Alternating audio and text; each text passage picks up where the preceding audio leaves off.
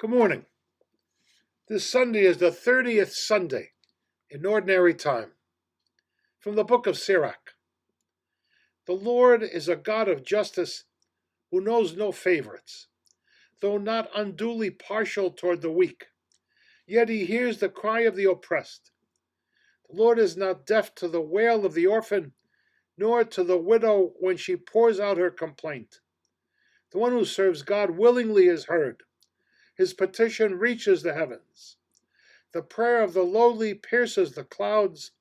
It does not rest till it reaches its goal, nor will it withdraw till the Most High responds, judges justly, and affirms the right.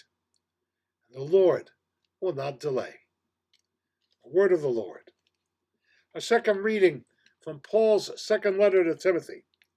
Beloved, I am already being poured out like a libation. The time of my departure is at hand.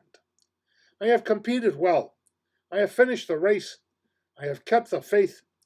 From now on, the crown of righteousness awaits me, which the Lord, the just judge, will award to me on that day. Not only to me, but to all who have longed for his appearance. At my first defense, no one appeared on my behalf, but everyone deserted me. May it not be held against them.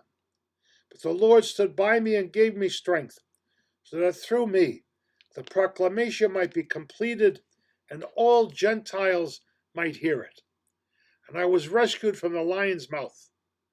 The Lord will rescue me from every evil threat and will bring me safe to his heavenly kingdom. To him be glory forever and ever. Amen.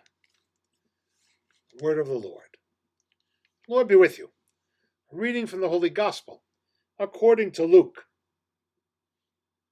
Jesus addressed this parable to those who were convinced of their own righteousness and despised everyone else.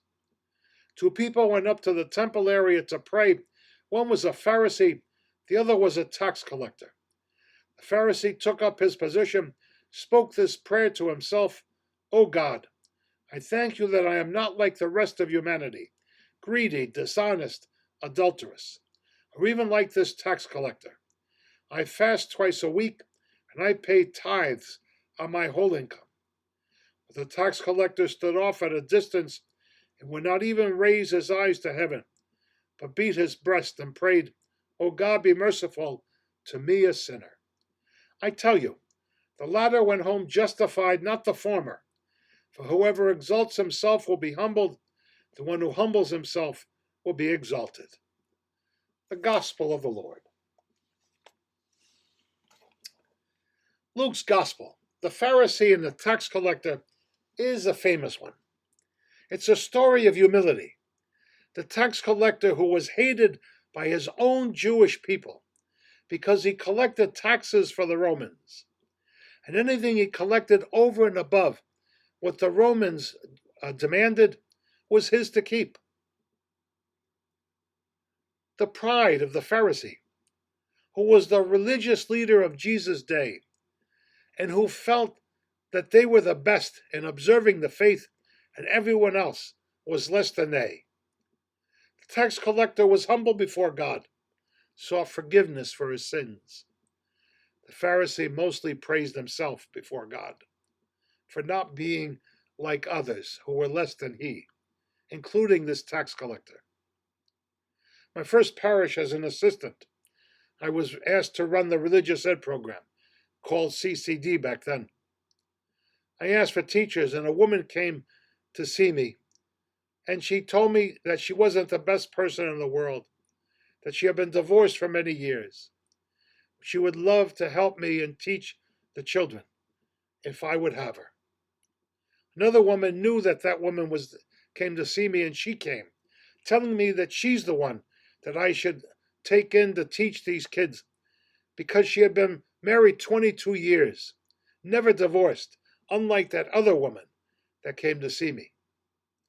I hired the divorced woman because she thought that she would teach the children more humbly and better than the married woman, who I was afraid would teach the children arrogance and criticism. Humility was paramount to St. Paul, who knew his days in the world were numbered, who wrote to Timothy to let him know that he had fought the good fight. The gospel shows us how to hold others in contempt. It was a Pharisee who believed in seeing the contempt of others that made Jesus angry. We may all know people who are self-righteous and who see fault in others so well. They think they're the best in the world and the best on the planet. We can see how politicians talk down their opponents because they believe that that's how they get the votes. Politicians tell us all they can do, even though they really haven't done anything at that time.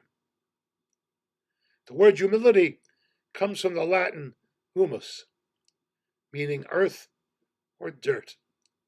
We're reminded every Lent that we're dust, and to dust we shall return. We're called to put faith in front of us, to do justice, love tenderly, walk humbly with God. Adults and children are called to accept their gifts and abilities with humble pride. I leave with this. I taught for a while in Pittsburgh, and at a local funeral parlor, I found their business card with this on the back, and I have taken it for myself. I dreamed death came the other night, and heaven's gate swung wide. With kindness and grace, an angel ushered me inside. Stood folks I'd known on earth, some I'd label as unfit, of little worth. Indignant words rose to my lips, but never was set free, for everyone showed stunned surprise. Not one expected me. I've been asked by some to make sure I put a joke at the end, and some of them you already know. But this one is about a businessman who was on the road for a week and wanted to get something for his wife. He stops, goes to a counter, and asks the woman behind the counter for a bottle of perfume for his wife as a gift. She hands him a beautiful $50 bottle of perfume. He says, "I think that's a little too much." She comes out with another one that's $35. So he says, "Maybe, what can you show me that's cheap?" She reached under the counter and handed the guy a mirror. God bless everyone. Have a good week.